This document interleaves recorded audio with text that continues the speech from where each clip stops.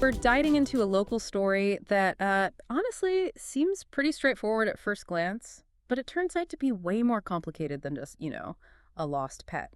A turtle was spotted recently in the pond at Lemon Park right here in Simi Valley, and it got people talking online, lots of concern being shared. It really makes you wonder, how do animals end up in these kinds of unexpected places? Right. And what's really fascinating here, or maybe concerning, is that this pond, it's just landscaping, Mm-hmm. part of a decorative fountain setup. Yeah. It's absolutely not designed for wildlife. Not at all. No. I mean, it's critically lacking in things like a natural food supply. There's no proper filtration system for aquatic animals either. Mm-hmm. And shelter. Barely any. Plus, the water itself can be a problem, sometimes chlorinated, sometimes just stagnant. So right off the bat, it's a pretty direct threat to the animal's survival. Wow. Okay, so that immediate welfare concern you mentioned, that really gets to the heart of it. And this isn't just a one-off incident, is it? Like, this sort of thing happens elsewhere. Oh yeah, definitely not isolated. This whole issue of people abandoning turtles in public ponds, it's a persistent problem across Southern California. Really? Yeah. For instance, think about this. Just last year, Santa Barbara city officials had to remove 86 turtles. 86. 86. From where? From a decorative pond at Alice Keck Memorial Garden. And it's almost certain they were all released by private owners. That's staggering. So connecting this back, it really shows why these public ponds are just not the place. Exactly. They're incredibly unsuitable. Beyond the water and food issues we talked about, turtles there are exposed to all sorts of threats. We're talking predators they aren't used to, cars nearby, even just, well, human interference. It's more than just neglect, It's actively dangerous for the turtle. And it can mess with the local ecology, too, especially if it's a non-native species that gets released. Okay, that makes sense. It sounds like a really bad idea to release them, but I can kind of see how someone might think they're doing the right thing, like giving it a better life out in nature. Yeah. What's wrong with that thinking? And like for someone listening who maybe has a turtle they can't keep or knows someone in that situation, what should they do? Where do they start? That's a really crucial question. And yeah, that misconception about giving them a better life is super common. But releasing a captive turtle, even into what looks like a nice pond, it's often pretty much a death sentence. Really? Yeah.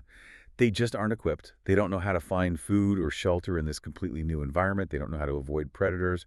And like I mentioned, it can be really harmful to the native ecosystem.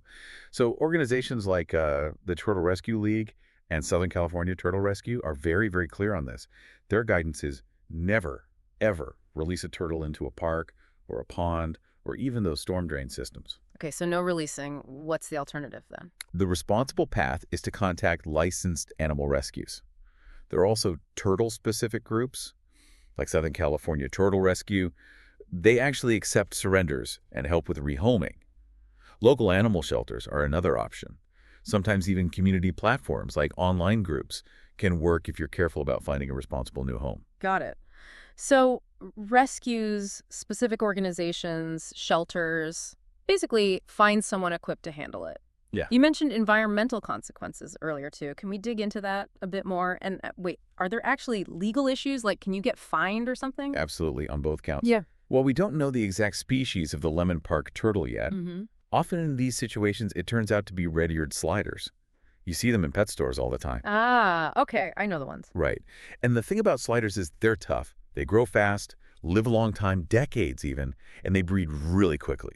So if they get released, they can just completely overwhelm a local environment. Well, they can bring diseases that native turtles have no immunity to. They compete for food, for basking spots, for habitat, basically outcompeting the local wildlife. It can really disrupt the whole food web.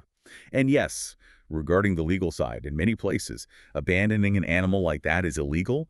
It could definitely lead to significant fines, and depending on the specifics and local laws, potentially even misdemeanor charges. It's taken quite seriously. Wow.